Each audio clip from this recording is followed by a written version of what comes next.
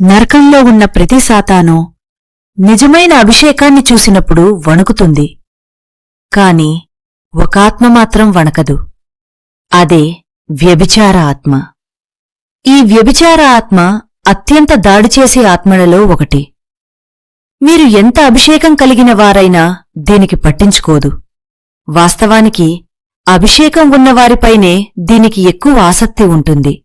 మీరు ఎంత ఎక్కువగా అభిషేకించబడితే ఈ వ్యభిచార ఆత్మ అంత ఎక్కువగా మీపై దాడి చేస్తుంది. దావీదురాజు, సంసోను, సొలొమోను ఈ ముగ్గురు దేవుని చేత గొప్పగా అభిషేకించబడినవారు. అయినప్పటికీ వీరందరూ లైంగిక పాపం వల్ల తమ గమ్యాన్ని దాదాపు కోల్పోయారు.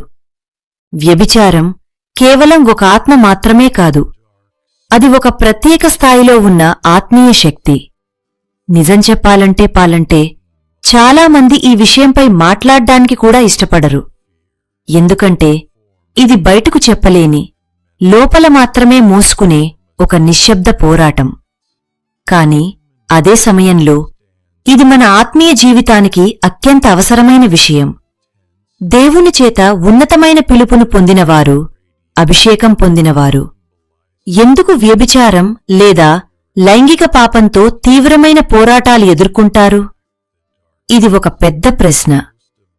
మీరు కూడా ఈ పోరాటంలో ఉన్నట్లయితే మొదట మీరు తెలుసుకోవలసిన విషయం, మీరు ఒంటరివారు కారు.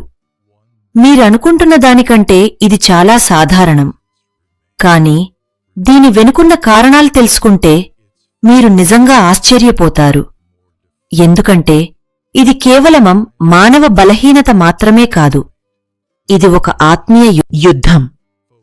దేవుడు మీ అభిషేకాన్ని పెంచుతున్నప్పుడు మీరు కేవలం ఆత్మీయ శక్తిని మాత్రమే పొందటం కాదు, మీరు చీకటి రాజ్యానికి ఒక పెద్ద ముప్పుగా మారుతున్నారు. ఎందుకంటే మీరు బలమైన అభిషేకం కలిగి ఉన్నప్పుడు దేవుని సన్నిధి మరియు శక్తి మీ శరీరంలో కేంద్రీకృతంగా ఉంటుంది. మీ శరీరం పరిశుద్ధాత్మ మందిరం కాబట్టి ఆ దేవుని సన్నిధి మీలో నివసిస్తుంది. ఇది ఒక ఆత్మీయ ఆకర్షణ శక్తిని సృష్టిస్తుంది. ఇది దేవుని కృపను మాత్రమే కాదు, సాతాను దృష్టిని కూడా మీపైకి తీసుకువస్తుంది. పరిశుద్ధాత్మ మీ ద్వారా ప్రకాశిస్తూనే ఉన్నప్పుడు మీరు చీకటి శక్తులకు స్పష్టంగా కనిపించే వ్యక్తిగా మారతారు. ఇప్పుడు ఈ పోరాటం ఎందుకు ఇంత తీవ్రంగా ఉంటుంది అనే 5 కారణాలు చూద్దాం. మొదటిది ఆత్మీయ సున్నితత్వం. దేవుని సన్నిధిని ఎక్కువగా అనుభవించేవారు ఆత్మీయంగా సున్నితంగా ఉంటారు. వారు దేవుని స్వరాన్ని మాత్రమే కాదు, శత్రువు యొక్క ప్రలోభాలను కూడా గట్టిగా అనుభవిస్తారు. అందుకే శోధనలు మరింత బలంగా అనిపిస్తాయి. రెండవది ఒంటరితనం. దేవుని పిలుపు ఉన్నవారు చాలాసార్లు వేరుపడతారు. అందరూ అర్థం చేసుకోలేని మార్గంలో నడుస్తారు. ఈ ఏకాంతం ఆశీర్వాదమే అయినా అది ఒక ప్రమాదం కూడా. ఎందుకంటే జవాబుదారీతనం లేకపోతే రహస్య పాపాలు పెరుగుతాయి. మూడవది ఉన్నతమైన పిలుపు. మీ పిలుపు ఎంత పెద్దదో యుద్ధమంత పెద్దది. శత్రువు మదది. శత్రువు మీ దృష్టిని మళ్లించటానికి, మీ శక్తిని తగ్గించటానికి. దానియేలు 10:12లో దేవదూత చెప్పాడు, నీవు ప్రార్థించిన మొదటి దినము నుండి నీ మాటలు వినబడినవి. సమాధానం మొదటి రోజే పంపబడింది, కాని ఆకాశ స్థలాల్లో యుద్ధం జరిగింది. దానియేలు ఆపివేసుంటే బ్రేక్ త్రూ చూడలేడు. అలాగే మీరు కూడా ప్రార్థనలో నిద్రదాడి చేసినప్పుడు అది సంకేతం కావచ్చు. ఏదో కదులుతోంది, మీరు ఏదో తాకారు. ఆపకటండి, వ్యూహం మార్చండి. చిన్న కాని గంభీరమైన ప్రార్థనలు. సమయం మార్చండి, పోస్చర్ మార్చండి, వాతావరణం మార్చండి. ప్రాక్టికల్ జ్ఞానం. అర్ధరాత్రి పూర్తిగా అలసిపోయినప్పుడు మాత్రమే గంభీర ప్రార్థన మొదలుపెడితే ఆవలింతలు వస్తాయి. దేవునికి మీ ఉత్తమ సమయాన్ని ఇవ్వండి, మిగిలిన నిమిషాలు కాదు. మమంచంపై పడుకుని ప్రార్థించేటప్పుడు శరీరం ఏమి చేస్తుందో మీకే తెలుసు. అదే సమయంలో ఆరోగ్యాన్ని నిర్లక్ష్యం చేయకండి. నిద్ర అవసరం. విశ్రాంతి ఆధ్యాత్మికంగా తప్పుకాదు, కాని అలసటను శాశ్వత కారణంగా ఉపయోగించవద్దు. యోహాను 4:24 దేవుడు ఆత్మ, ఆయనను ఆత్మతోనూ సత్యముతోనూ ఆరాధించువారు కావలెను. దేవునితో నిజాయితీగా మాట్లాడండి. ప్రభువా, నేను అలసిపోయాను, కాని నిన్ను కోరుకుంటున్నాను. నా అంతరంగమును బలపరచు. ప్రతి నిద్రాస్వభావాన్ని నేను గద్దించుచున్నాను, ఆదించుచున్నాను. ఆ విధమైన ప్రార్థనకు దేవుడు సమాధానమిస్తాడు. ముగింపు ప్రార్థనలో ఆవలింతలు రావటమంటే మీరు విఫలమయ్యారని కాదు. అది ఒక హెచ్చరిక, ఒక సంకేతం, ఒక ఆహ్వానం లోతుకు వెళ్ళమని. ఆపకండి, ప్రార్థించండి. మీ మాటలు వినబడుతున్నాయి. మీ యుద్ధం వృధా కాదు.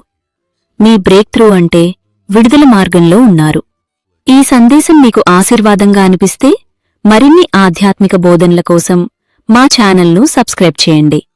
దేవుడు మిమ్మల్ని మేల్కొలుపుగాక. యుద్ధం. దేవుడు మీ అభిషేకాన్ని పెంచుతున్నప్పుడు మీరు కేవలం ఆత్మీయ శక్తిని మాత్రమే పొందటం కాదు, మీరు చీకటి రాజ్యానికి ఒక పెద్ద ముప్పుగా మారుతున్నారు. ఎందుకంటే మీరు బలమైన అభిషేకం కలిగి ఉన్నప్పుడు దేవుని సన్నిధి మరియు శక్తి మీ శరీరంలో కేంద్రీకృతంగా ఉంటుంది. మీ శరీరం పరిశుద్ధాత్మ మందిరం కాబట్టి ఆ దేవుని సన్నిధి మీలో నివసిస్తుంది. ఇది ఒక ఆత్మీయ ఆకర్షణ శక్తిని సృష్టిస్తుంది. ఇది దేవుని కృపను మాత్రమే కాదు, సాతాను దృష్టిని కూడా మీపైకి తీసుకువస్తుంది. పరిశుద్ధాత్మ మీ ద్వారా ప్రకాశిస్తూనే ఉన్నప్పుడు మీరు చీకటి శక్తులకు స్పష్టంగా కనిపించే వ్యక్తిగా మారతారు. ఇప్పుడు ఈ పోరాటం ఎందుకు ఇంత తీవ్రంగా ఉంటుంది అనే 5 కారణాలు చూద్దాం. మొదటిది ఆత్మీయ సున్నితత్వం. దేవుని సన్నిధిని ఎక్కువగా అనుభవించేవారు ఆత్మీయంగా సున్నితంగా ఉంటారు. వారు దేవుని స్వరాన్ని మాత్రమే కాదు, శత్రువు యొక్క ప్రలోభాలను కూడా గట్టిగా అనుభవిస్తారు. అందుకే శోధనలు మరింత బలంగా అనిపిస్తాయి. రెండవది ఒంటరితనం. దేవుని పిలుపు ఉన్నవారు చాలాసార్లు వేరుపడతారు. అందరూ అర్థం చేసుకోలేని మార్గంలో నడుస్తారు. ఈ ఏకాంతం ఆశీర్వాదమే అయినా అది ఒక ప్రమాదం కూడా. ఎందుకంటే జవాబుదారీతనం లేకపోతే రహస్య పాపాలు పెరుగుతాయి. మూడవది ఉన్నతమైన పిలుపు. మీ పిలుపు ఎంత పెద్దదో యుద్ధమంత పెద్దది. శత్రువు మదది. శత్రువు మీ దృష్టిని మళ్లించటానికి, మీ శక్తిని తగ్గించడానికి వ్యభిచారాన్ని ఉపయోగిస్తాడు. నాల్గవది మానసిక గాయాలు. తిరస్కరణ, ఒంటరితనం, గత గాయాలు ఇవి నయం కాకపోతే అవే వ్యభిచారానికి ద్వారాలవుతాయి. శత్రువు వాటిని ఉపయోగించి ఇది నీకు కావలసిన ప్రేమ అని మోసం చేస్తాడు. ఐదవది బలమైన ఆత్మీయ వరాలు, కాని బలహీనమైన శరీరం. మనం ఎంత అభిషేకం పొందినా మనం ఇంకా మనుషులమే. ప్రార్థన, ఉపవాసం లేకపోతే మనం పడిపోవచ్చు. అయితే సాతాను మీపై దృష్టి పెట్టటానికి 2 ముఖ్య కారణాలున్నాయి. మొదటిది మీలో ఉన్న దేవుని వెలుగును ఆర్పేయడం. రెండవది మీ శరీరాన్ని అంటే పరిశుద్ధాత్మ మందిరాన్ని ఆక్రమించడం. ఈ పరిస్థితిలో ఒక యుద్ధం ప్రారంభమవుతుంది. ఒకే శరీరాన్ని 2 ఆత్మీయ శక్తులు ఆక్రమించటానికి ప్రయత్నించే యుద్ధం. పౌలు గలతీయులకు 5:17లో చెప్పినట్టు, శరీరం ఆత్మకు విరోధంగా కోరిక పడుతుంది, ఆత్మ శరీరానికి విరోధంగా ఉంటుంది. ఇవి ఒకదానికొకటి విరోధమై ఉంటాయి. పేతురు కూడా మొదటి పేతురు 2:11లో ఇదే విషయాన్ని ధృవీకరిస్తాడు. శరీరాశక్తులు ఆత్మకు విరోధంగా యుద్ధం చేస్తాయి. గమనించండి, ఇద్దరూ ఒకే మాట చెప్తున్నారు. ఇది ఒక యుద్ధం. ఈ యుద్ధంలో మీరు ఎవరికి లోబడతారో అదే నిర్ణయిస్తుంది మీ శరీరాన్ని ఎవరు ఆక్రమిస్తారో. మీరు పరిశుద్ధాత్మకు పూర్తిగా లోబడితే వ్యభిచార ఆత్మ మీలో వ్యక్తీకరించబడలేను.